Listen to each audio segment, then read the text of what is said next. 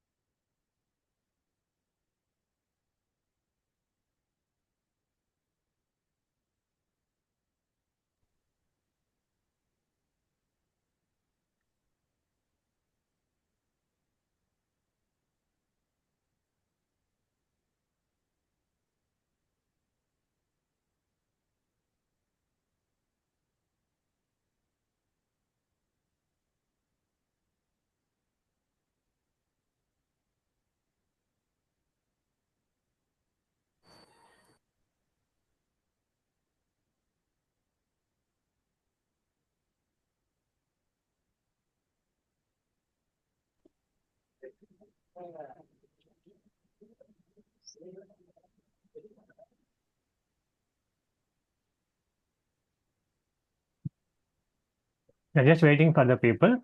We'll just start in a couple of minutes, Dave. Thanks for your patience.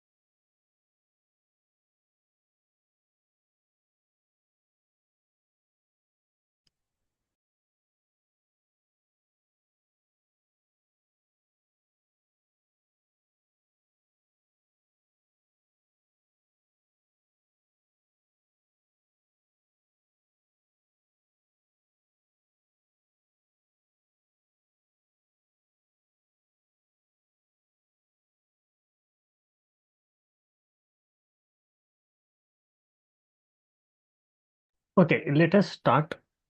So thanks for first of all joining for this demo. And my name is Srinivas, and I came up with 20 plus years of IT experience in data science and data engineering.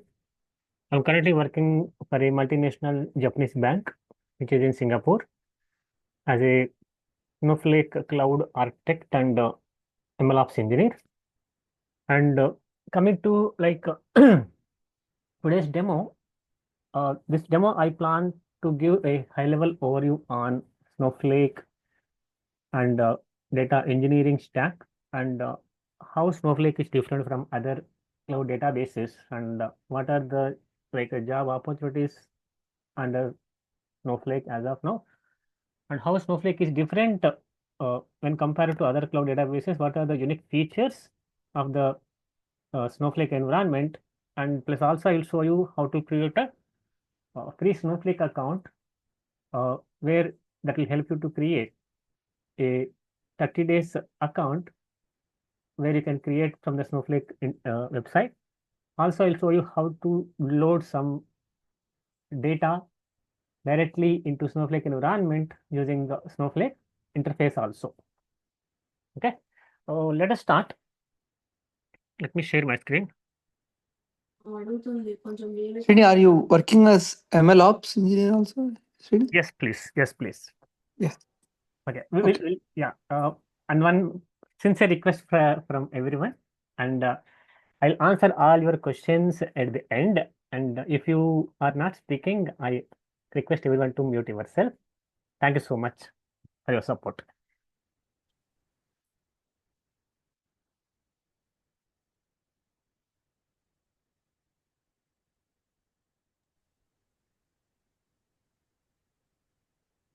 Just give me a minute. I'm sharing my screen.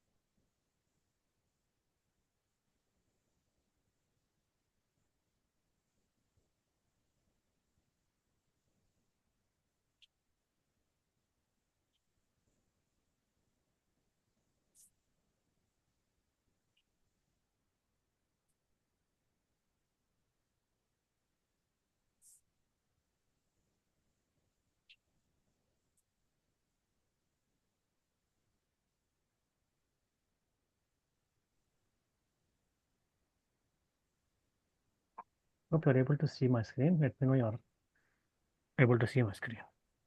Everyone.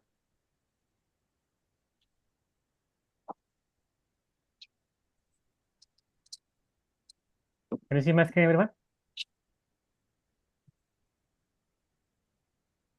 Yes. Okay, super. So when I talk about Snowflake cloud data warehouse or database, first we need to understand how the evolution of data warehouse was happened. So someone's pinging something. Okay. So when we see in early 90s, most of the companies were focusing on how to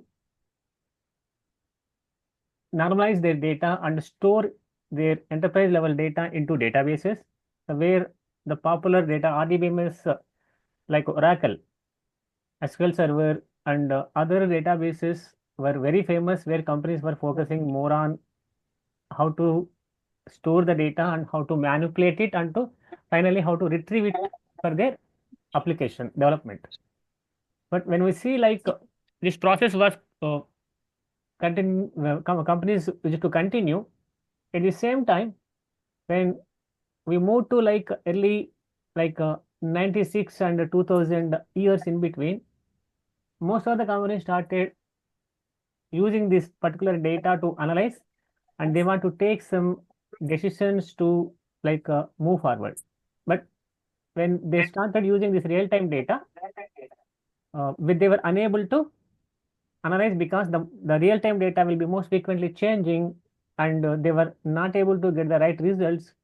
So everybody's thought why can't we have a separate database where we store the real-time data into another database and daily we will refresh that and let us call that as a conventional data warehouse. This happened in early 2000 where the birth of data warehouse was started. So most of the companies started building their own enterprise level data warehouses where data usually was coming from RDBMS like Oracle, SQL Server. We also were having Sybase was one famous database during the time period, and also like PostgreSQL, MySQL. Most of these RDBMS were companies leveraging, and some set of plot files and CSV files also. They started building their enterprise level data warehouse. Whenever everybody started leveraging this data warehouse, but every company started thinking what tools to use. So that is where Informatica came into picture, and which became the one of the topmost ETL tool to build this data warehouse environments. And followed by we also got data stage, and Microsoft also came with their SQL Server integration services. Business objects also is another particular ETL tool which came into the data space, and all these products were companies leveraging to build their enterprise level data warehouse. And once after these data warehouses were built, the objective for mainly building these data warehouses is to generate reports. As the real-time data was not helping, so companies started building these data warehouses which are falling under online analytical processing space. And as soon as this data is ready, everybody started using the reporting tools also, like to generate reports. Like Crystal Reports was one of the famous tools, and business objects also was part of generating reports, and MicroStrategy, and Microsoft also, they started like a SQL Server reporting service also. So all these became very, very popular to build the reports, and so that the management teams can review those reports and they can take some appropriate decisions to move forward, business decisions. But what were the sources for this data? Mainly the sources were coming from the company's internal data, products specific data, and CRM applications, and most of the data was coming from these sources. And even the type of data, structure of the data also was only like rows and columns, which will be in the relational database space. So most of the data warehouses were built using the structured kind of data, structured data, and there was no any semi-structured or quasi-structured or unstructured data during the time period, and only structured data was there. That is was the only source where conventional data warehouse was built. So whoever wants to work on this conventional data warehouse environment, they should know SQL and PLSQL is one of the very popular tools in Oracle side, and TSQL also was very famous in SQL Server and Sybase, Transact SQL. So these people who knows this particular databases and one ETL tool were having huge demand in early 2000s in the industry. And even the data loading frequency, people were only considering as batch data loading, where companies used to wait for the daily transactions to complete, and at the end of day, some companies use it to refresh their enterprise level data warehouses with the real-time data, or some companies use it to even run the weekend batch jobs also to refresh that. The main objective is refresh the data warehouse with the real-time data, where it will have the historical data to use later. And once after this particular data warehouse was built, every company started building some useful applications by leveraging this data along with reports, like identifying the potential customers who are ready to switch, and also revenue leakage fixing, and many different applications companies started building. And when we moved to early 2010, what happened? There was a big change in the data growth. What was the reason? If you go and see, after 2010, there was a high data growth, and suddenly the data got increased, and every company started experiencing huge amount of data, and where some companies were even not able to manage the data. So what was the reason for high data growth, if I ask you, after 2010, 11, and 12? Anybody can answer. Any idea? What was the reason for the high data growth after 2010, if I ask you? So many companies experienced a huge amount of data, and that too big data. So people used to call that. What was the reason for that? Anybody? You can guess. Data increased because of social media and all other Very things good. from Very good, Sai. various other Right. places. Excellent. Correct.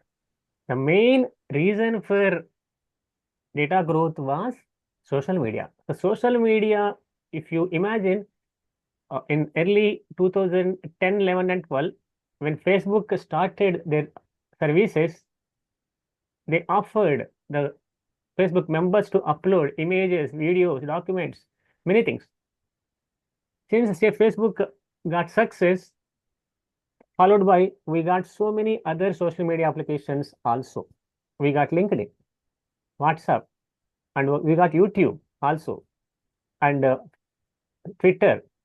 Many different social media applications came into the market, and everybody started giving the provision to upload most of the unstructured data. So the main reason for data growth is the unstructured data was more, and suddenly the data got increased. And normal traditional databases, if you see, they were designed mainly for storing the structured data. So companies were not having clue how to store this data. That is where big data came into picture. If you remember, the most of the early 2011 and 12, every company started using big data also. Even I moved to big data in 2012 in MasterCard, when I was working in MasterCard. So I migrated my traditional enterprise conventional data warehouse to big data warehouse. So where I got to learn most of these big data frameworks, where I migrated that to a big data warehouse and followed by big data lake also. So what was the source for this particular data? Mainly the data was coming from like internal products, company CRM applications, and social media also. Those were the main sources for the big data environment. And people started using Hadoop as one of the combination of HDFS and MapReduce. That became very famous. So everybody started using MapReduce and HDFS to store the data. Hadoop distributed file system for storing the data, and MapReduce for distributed processing. So both HDFS plus MapReduce was very hot skills in the 2011, 12, and 13, if you see. After some time, MapReduce was having some limitations. So Spark replaced MapReduce in data processing, because Spark is basically designed for in-memory computing for the large-scale data processing. And after the success of this big data, we got new modern BI tools like Power BI came into the market, and MicroStrategy also got some new features. So BI applications also got some features to manage big data also, and structure of data also, which was only rows and columns before 2010. After big data came into the picture, slowly semi-structured data and unstructured data also came into the list. And there was one more type called quasi-structured data also. So along with structured, we got semi-structured, quasi-structured, and unstructured. These are the additional types which we got to manage also. So how anybody know what is semi-structured data by any chance? What JSON file. JSON. Correct, very good. So JSON files. We also have XML files, Parquet files. All these type of files will fall under semi-structured data. Unstructured data, in generally, we can call videos, images, documents, voice. So many different new data sources came into the market. And at the same time, we also got quasi-structured data also. Quasi-structured data is nothing but clickstream data. When you go to any website, like Amazon or any e-commerce websites, the companies will try to track the user activities. They will try to store the user actions. Whatever the user will perform in their website, wherever the user will navigate, every action will be tracked in a clickstream file called quasi-structured data. So this data also, as a data engineer, we need to go and process. And why they will do that also is, they will try to see the customer interest, which pages he visited and which product he selected. According to that particular interest, that they will send the recommendations to the user. A recommendation engine is one of the popular algorithm from ML side, machine learning side, which was company started using to provide recommendations, user-based recommendations, by using this particular quasi-structured data itself. And also, some companies started building the fraud detection systems and money laundering detection systems. Even I built a money laundering detection system for my bank by using the live data. So why we need live data here? the credit card fraud transactions or money laundering transactions, most of these transactions are real time. We cannot wait for weeks and weeks. If we find any credit card a fraudulent transaction, on spot you have to block it. Even money laundering transaction also you have to notify, because there is high risk for that. So what we need for this, we need to capture the live streaming data. So Kafka is one of the framework where companies started using to capture live streaming data. And also we got other frameworks like Flink. We also were in 2011 and 12 there was one more framework called Storm. All these were very popular in processing live streaming data. And if you come and see now in cloud side also, we have in Amazon side we have Kinesis, which is basically used for live streaming data processing. So all these helped the companies to convert their big data warehouses to big data lakes. Can anybody answer what is the difference between a data warehouse and data lake? How they are different, if I ask you? So data lake basically contain all the data in the raw format and the Parquet format as well. So generally you can say one organization contain the multiple source system and putting the data in a data lake, centralized repository of all the data in a raw format.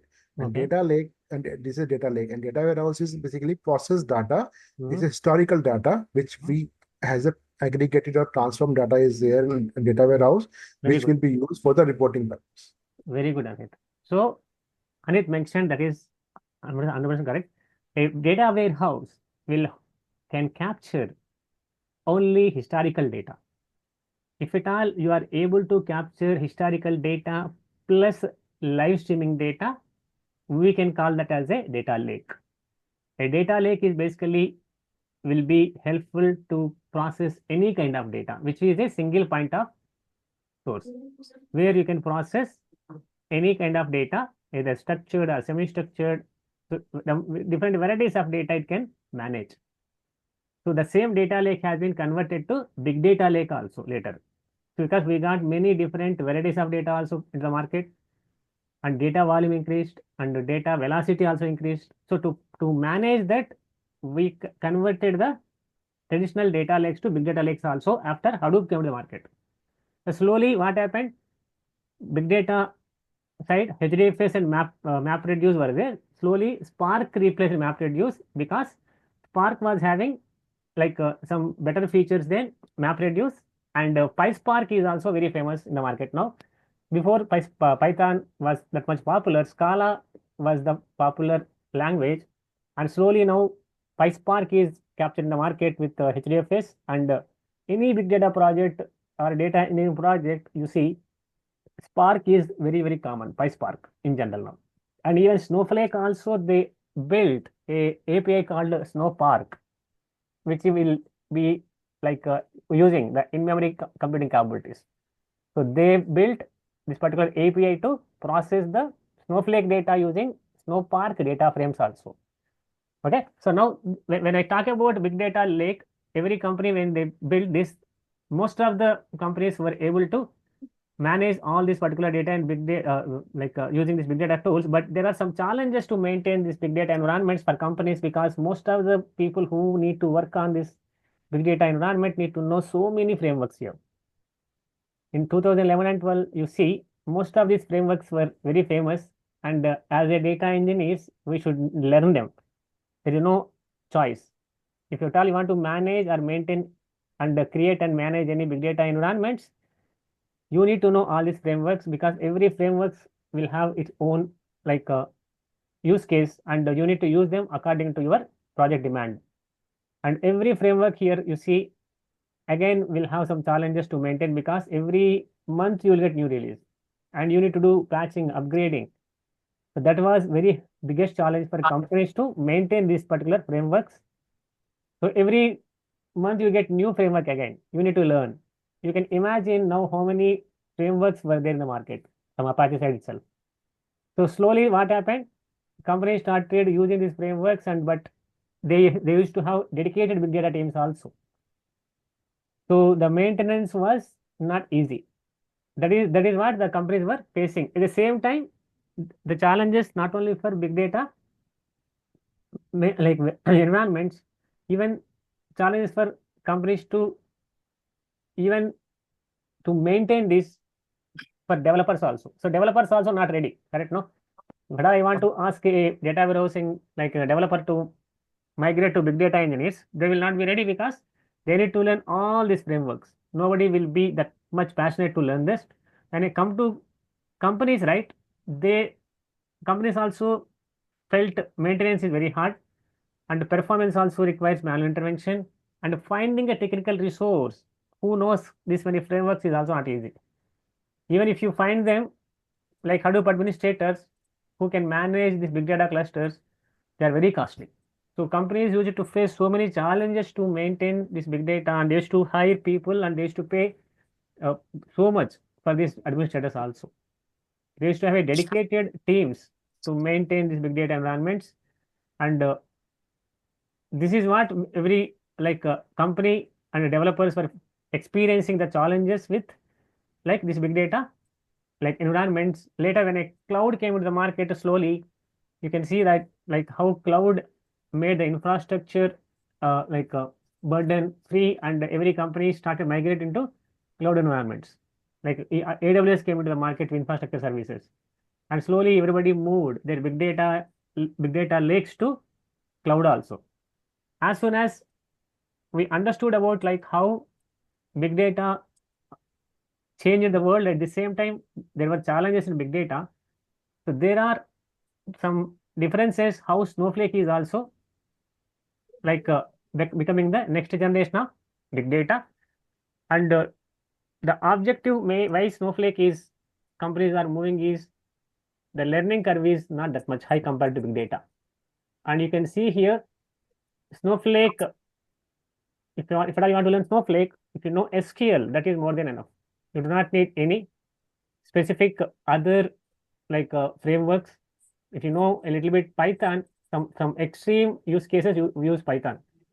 And any big data projects if you want to work on, you should know Java or Scala or Python. And even data side also, big data can manage structured, semi-structured, and unstructured data. At the same time, Snowflake also now can manage all types of data. So they are also like adding features to manage unstructured data as well. And live streaming data also we can manage using Snowflake, using Kafka. And not only in big data, also we can use Kafka. And ecosystem side, if you see big data side, it is very fragile. You cannot go and like manage that much easily. But Snowflake, if you see, most of the features are integrated in the application, and we need to simply use it. All the maintenance, patching, upgrading are seamless, which will be taken care by Snowflake team itself. And even performance optimization also inbuilt in Snowflake. We do not need to do anything. And in big data side, we need to have a separate manual intervention to optimize the environment by writing some Python script, PySpark scripts, and also we need to optimize the memory using some commands. And even data transformations also in big data side, I need to write some kind of scripts here using PySpark, and where I need to use some kind of other features as well. But coming to Snowflake side, we already have some unique tools available in the market as of now, where you see DBT is one tool, Matillion is also another tool, and Informatica side also we got IST, Informatica Cloud, and also we have new tools like Fivetran. We also got like CoolCTL. So most of these tools are coming, and we can integrate them easily with Snowflake. Snowflake is also providing some features to easily connect with these tools, and you can process the data.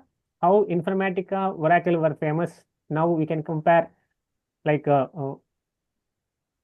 Matillion and Snowflake also, or DBT and Snowflake also. So this combination is very popular now.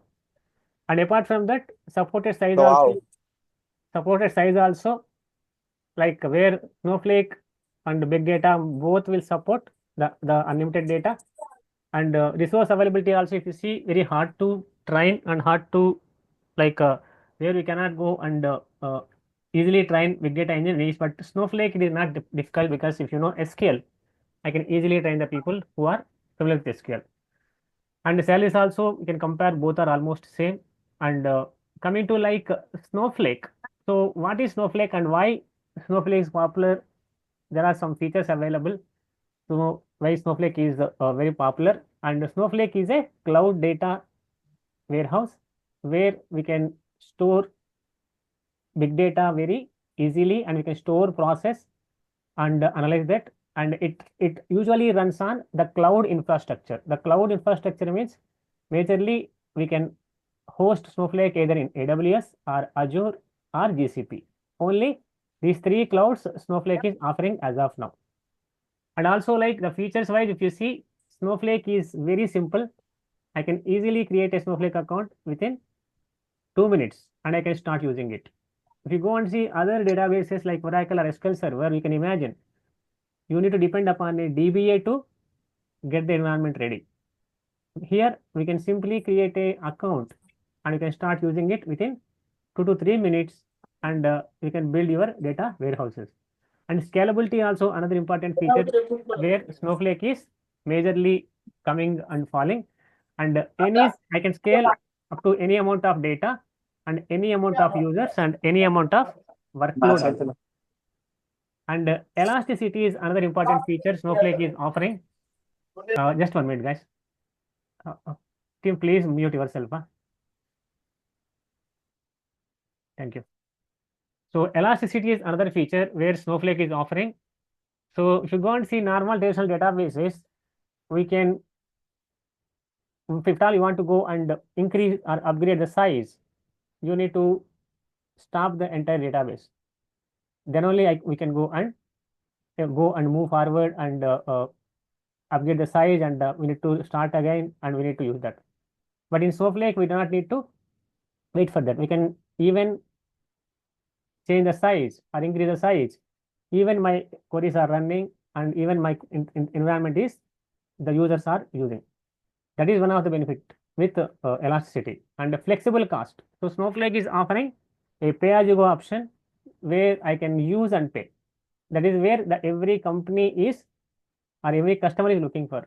And the diversity also another important feature where Snowflake is allowing the customers to store in one environment, and they can even migrate and leverage the data in various regions. And apart from that, we also need to understand like Snowflake is a unique architecture which is called a shared disk and shared nothing architecture. Normal traditional databases follow a shared disk architecture where one shared disk will be there and which will be utilized by multiple machines. And that machine, whenever that disk is down, all machines will be down. I am talking about this particular scenario. If you go and see the modern databases like Snowflake are following a shared nothing architecture. So where you will have separate storage for every machine here. So that even one machine is down, other machines will be available to provide the data. So all this making Snowflake unique, and where Snowflake is coming up with multi-cluster shared data centralized architecture with virtual warehouses. So virtual warehouse in Snowflake terminology means the compute. We can create a virtual warehouse with different sizes, which will have a group of clusters, and each cluster is a group of machines. So here the virtual warehouse will determine how fast your queries also will execute. And without a virtual warehouse, you cannot execute any queries in Snowflake environment. And these virtual warehouses will come with different sizes, like our t-shirt size. They come up with like a small, medium, large. So like that, we have multiple different sizes. According to the size, you can select and you can create and you can use them.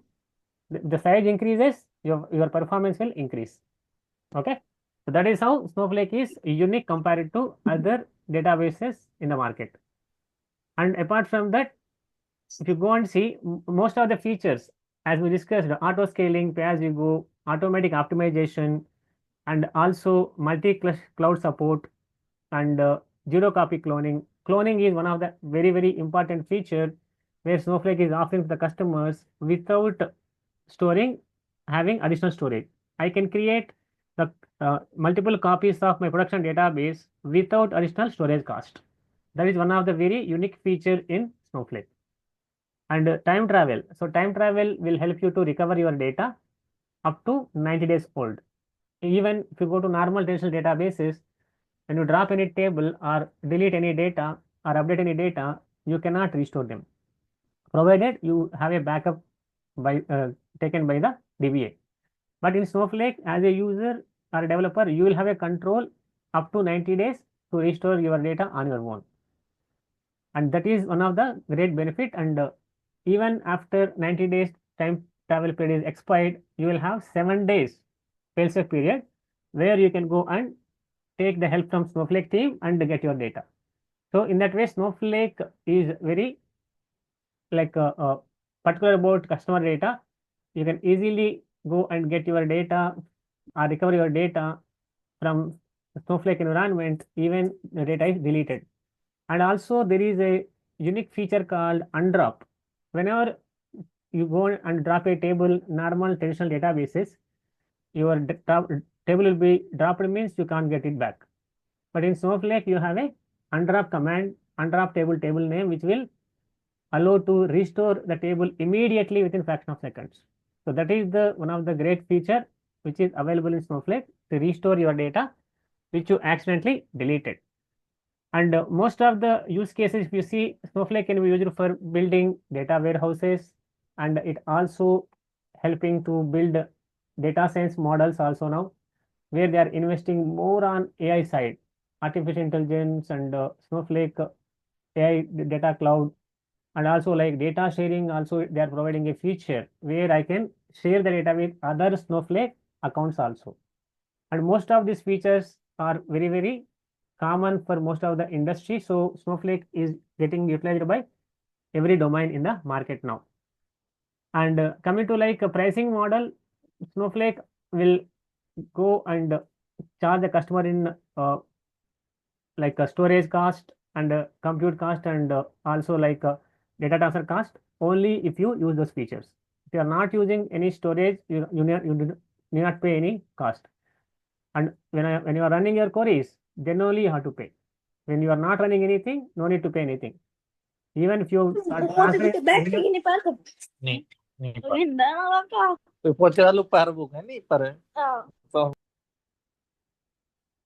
so even if you go and see data transfer cost also, you need to pay only if you transfer the data to one region to another region or one cloud to another cloud. So the pricing model Snowflake is following is the customer oriented. And coming to like Snowflake account. So how can we create a Snowflake account?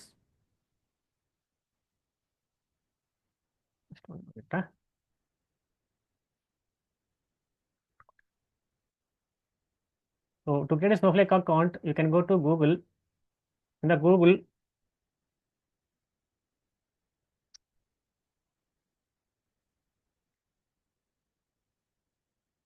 search for Snowflake free trial.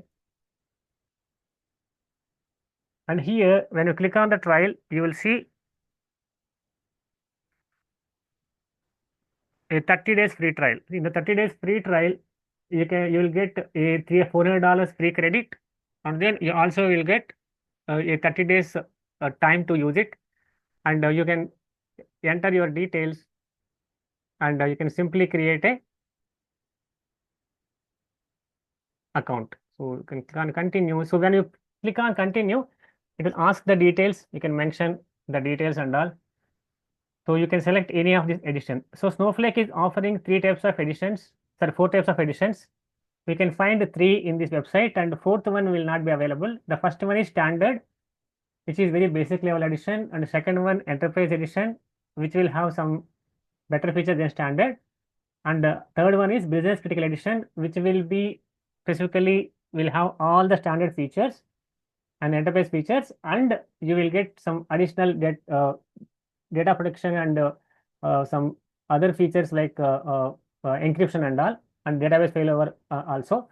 And if you are working for a bank, you need to opt to business critical edition, because every bank will be very particular about data protection. So as of now, I'm selecting enterprise. And once after you selected this, Snowflake will ask you to select which cloud you want to host your Snowflake account. You can select either Azure or AWS or Google Cloud. So I'm selecting AWS now. And then I will select this checkbox and get started.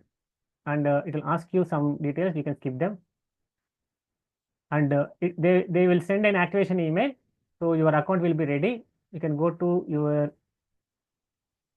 Gmail, and here, whatever the email you configured, you will get an email like this. Account, click to activate account. You can click on this and keep this URL handy. This URL is going to help you to log in future. So I'll click on activate button and it will prompt me.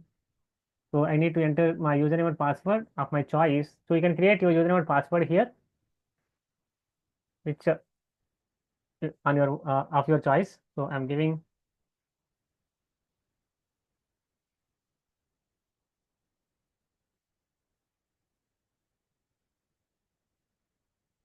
So when you log in, it will be logged into the Snowsite web interface. So I'm skipping that. And if you see, this is called Snowsite web interface, and you will get $400 worth credit and 30 days time. And if at all you want to start working on this particular environment, you can click on the worksheet here, go to the projects, and you can start creating your worksheet and start running your SQL commands. Here by default, you will see three databases are coming now. Earlier only there were two databases, Snowflake and Snowflake sample data. But now you can see a new database also came into Snowflake environment, which is Snowflake Learning DB. This is very new. It was not even available in my previous experience. Just yesterday only I created an account. I was able to see only Snowflake and Snowflake sample data. Today they added one more database here for learning. And these databases are built in, which are created by Snowflake team itself. And we can access these databases, and the sample data will have different schemas here. And every schema will have some set of tables with which you can play. Huge amount of data will be there in every table. Some tables are even very, very bigger tables, like 7 GB, and store returns and store C, you can see 939 3 GB. Store sales is like 10 terabytes. So very, very bigger tables are there. And if at all you want to play with these tables, you can even use them. Now, how to start with? So I can start creating a database either from here by running a command create database name, or I can go here to databases, and here there is a plus button. You can click on this and it will ask the name. So I will give like ingest data and create, and this will create a new database. You can see here a database got created. In every new database will have two schemas by default. One is information schema, second one public. So information schema is going to help us to manage the whole environment metadata, and where you see all the metadata views of that particular environment, databases, columns, like functions, procedures, and everything you will see here. And the actual tables will be stored in the public schema by default. If at all you want to create a schema, you can create a schema also. For example, I can create my own schema also. So for example, I want to create a schema, here giving a schema option. So I'll give a demo schema here, or a dev schema, and I'll just click on create, and you will see a dev schema, and this is empty now. So now I can create a table directly from here. So I can create any type of table. There are different types of tables available in Snowflake, where you have permanent tables, temporary tables, transient tables. We also have dynamic tables. So I can get any table here. As of now, I'll create a table from a file, and it will prompt you to select which file you want to load and create. This option is directly create a table by loading data from a file. So what files it is offering? Supporting CSV and comma separate values, TSV tab separate values, JSON, ORC, Avro, and Parquet. There is one type XML also, but XML interface is not supporting. Normally, we can load even XML files also. I'll try to load one file. I'm just logging here. and where we'll go here, and I'll try to load some data. So where I will try to load sample data. I have a file called employees, so which contains some set of 1000 rows and some columns. It got loaded. I will select the same database and same schema, but I give the name as employees. And I'll click on next, and this will move to next page.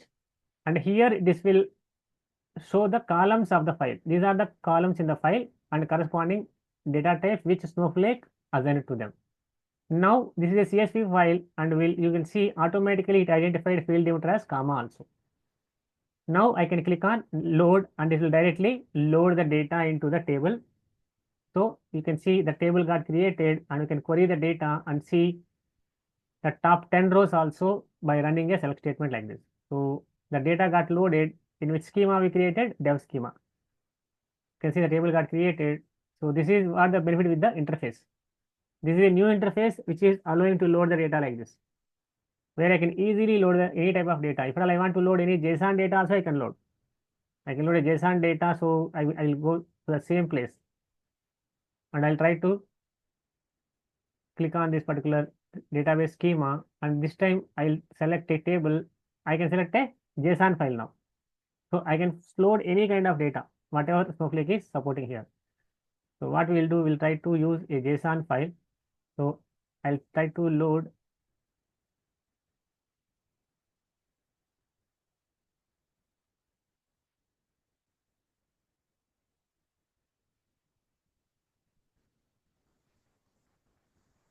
I can load the items. I load. So items. This is JSON file. Open. So I'll give the name also as items only. So it contains some order specific data. And I'll click on next, and this will try to identify as JSON. It is automatically identifying the JSON data, but since JSON is not structured format, it is storing in a generic data type called variant in Snowflake. So I'll try to go and click on load. So the data got loaded. So where you will see the JSON data which got loaded into one single column. So if I run this, this is the data you can see. One single column, it got loaded. So the JSON data also I can easily load in Snowflake. So that is how you can easily load by using interface. If all you want, this interface is having a limitation of 250 MB only. If I go back here and see, we can load any file, but we have a limitation here of 250 MB only. So we cannot load more than this. If at all I want to load more than this, I need to go and use the Snowflake specific features such as internal stages or external stages. First, we need to copy to that particular internal stage or external stage, and then we need to load the data. If my data volume is more than 50 MB. So that is how you can leverage Snowflake, and how Snowflake is different from like other environments, how easy it is to create an account and log in, and we can start using it. And as part of this particular training, we are going to cover, so most of the topics like I'm going to cover is like SQL basics, where I'm going to cover. And apart from that, I am going to start with Snowflake architecture basics, and what are the file formats and Snowflake editions, and we are going to learn. And once we finish that, we'll try to see how to go and understand about the Snowflake ecosystem. And there is a Snow site web interface which we just saw. At the same time, we also have a NoSQL command interface also. I'm going to show you how to install and use command line interface also. And once after you finish that, we'll move to Snowflake roles, and how to create users and roles, and how to manage them, privileges, and what are the different roles, system roles Snowflake is offering, and what are the custom roles, how to create them, user defined roles, and how to manage the data using them, we will learn. And once we finish that, we'll move to the virtual warehouse management. because virtual warehouse is very important concept in Snowflake to run your SQL queries. So we are going to learn about how to create virtual warehouses and what are the different features of virtual warehouse and how we can optimize the virtual warehouse utilization by using the features like caching and resource monitors also. And once you finish that, we will try to see how to create the database objects and how can we manage with the schema privileges and all. And what are the different types of tables also we will learn, as we have different types like temporary tables, permanent tables and transient tables, and we have different table types available in Snowflake, and we learn them. And once we go and finish that, we also will learn about the time travel and fail safe, where we can go and restore the data, how to restore the data when accidentally you will delete it, and what is the time travel and what is fail safe we'll try to learn. And the zero copy cloning also one of the important feature, where it will save your storage cost, and how to clone the data which is already available, how to reduce the storage cost by using cloning, we will learn as part of this particular zero copy cloning. Once you finish that, then we'll jump into the stages. The stages will help you to load the data. So every Snowflake stage will be two types, like internal stage and external stage, and we'll try to learn how to leverage these stages and how to load the data into Snowflake environment. If I don't have any cloud account, how to use internal stages to load the data. If I have a cloud account, how to use external stages to load the data. So we'll learn how to load the data from S3 bucket majorly, and we are going to learn through AWS here. So we'll try to see how to load the data, and also we will learn how to unload the data back.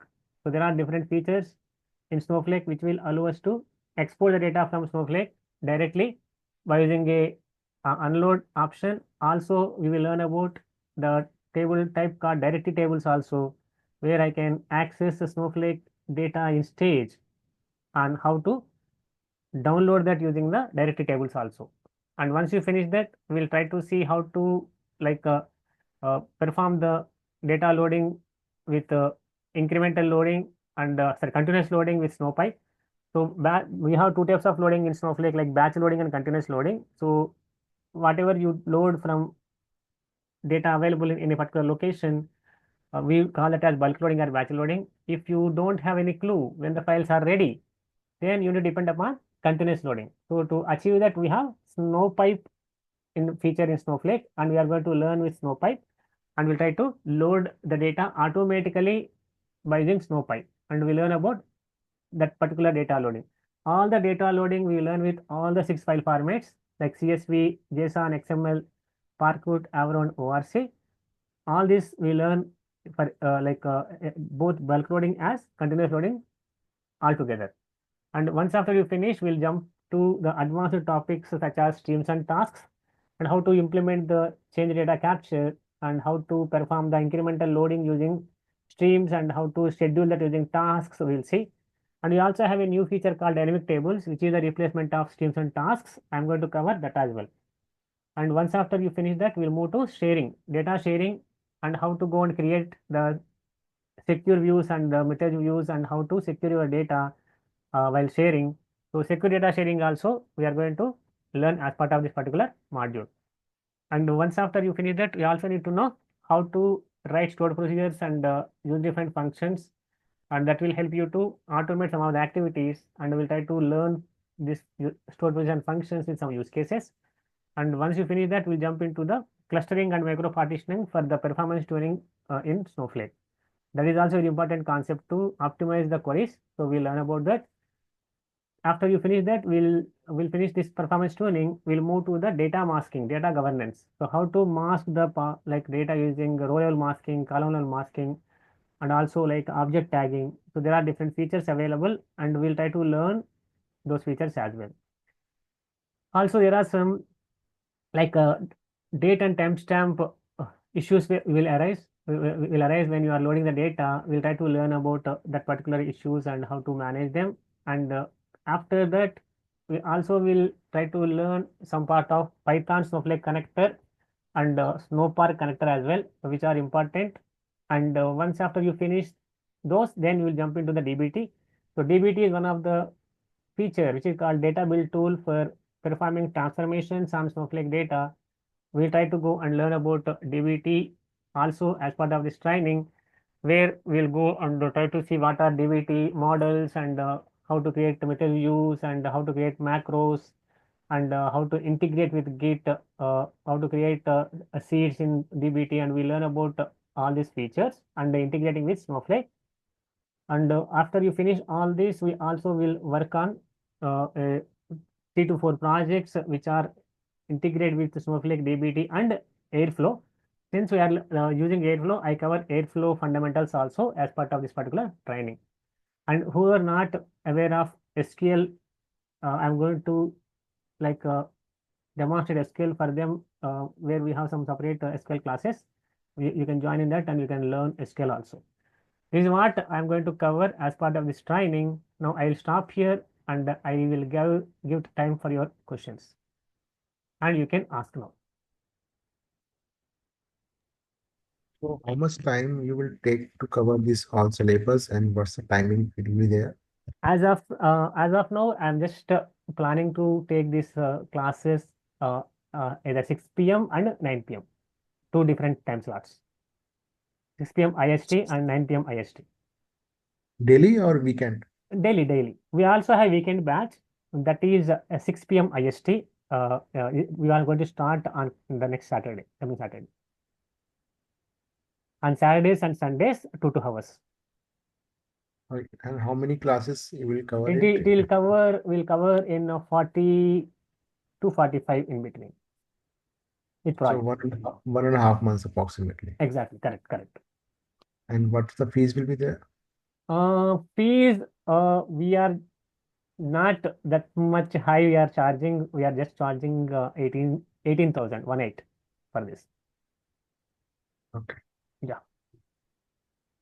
And you will cover the Matillion as well? No Matillion, only DBT. But I DBT. will try to demonstrate Matillion as part of Partner Connect module, but not at in deep about Matillion. But I cover DBT as part of this particular transformation. But Matillion I only cover in the Partner Connect module. How to go and connect with the Snowflake? I'll show one use case. And you will give the recording and the material. So you will get all the recordings and materials and the hands-on scripts and assignments in Google Drive on a daily basis, and where you can go through if you even want to revisit, and you can revisit. And certification detail as well. Is Snowflake certification. I will guide you on the certification side if you are interested, where you can start with Snow Pro certification. Yeah. So dumps, do you have the dumps as well? Yeah, I have the dumps. I'll share that. Anybody have any questions? Others? You will give us some one project guidelines how to do it. Project in At the end, we will work on 3 to 4 projects also. I am covering a Snowpark project as well, not only Snowflake. But the thing is there, like the 30 days, the trial period is there. So how will you use after that? Guess what? I have another option for creating a 120 days account. There is an option to create a Snowflake for 4 months account. I have an option to create. I'll show you that. Okay. Okay. Yeah. So no charge will be there for 4 months as well. No charge. It's a free only. Correct. So we No have to charge. create other email ID or like what? No, same email ID. You can get any number of accounts. Snowflake is very, very liberal. Okay. So I created many accounts. I don't even remember the count. So you can create any number of accounts. There is no restriction at all.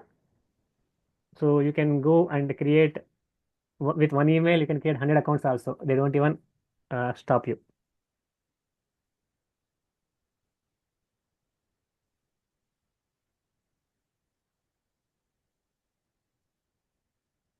Okay.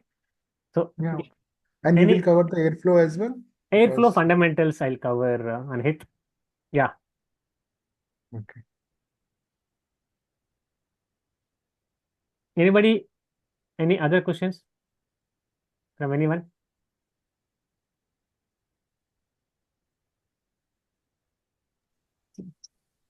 Sai? Yes. Do you have any batch in the same timing, the way India Yes. IST did the current time? 6 p.m. IST. We have 9 p.m. IST also. One more Okay, batch. 6 p.m. All right. Yeah, and Thank we you. have a weekend batch also. Same 6 p.m. IST. Saturday and Sunday. Mhm. Okay, then that will be around 4 hours. Yeah, 2 hours and 2 Or hours. Correct. And we can consider okay. 2.5 hours. So the 5 hours I'll cover in 2.5 hours and 2.5 hours on weekend. Okay. Yeah. All right. Thank you. No problem. And I hope everybody is part of the WhatsApp group. If not, please join the WhatsApp group, and you'll get the communication updates in that group. Sure. Okay. Thank you. No problem. That's all for today. If you are willing to continue, please ping me and I'll guide you. And also, please ping your email IDs in the WhatsApp group itself. I'll share the recording and other details also. So Thank you so when much. you start the batch, firstly, like You the can. today's This is just like a demo class, and we will continue tomorrow and after tomorrow also. You can join from tomorrow also. okay, same time. Same time. Okay. Okay. Thank you very much. Okay. Thank you so much, team, and have a great Thank Thank you. evening. Yeah, Yeah. thank you. Bye-bye.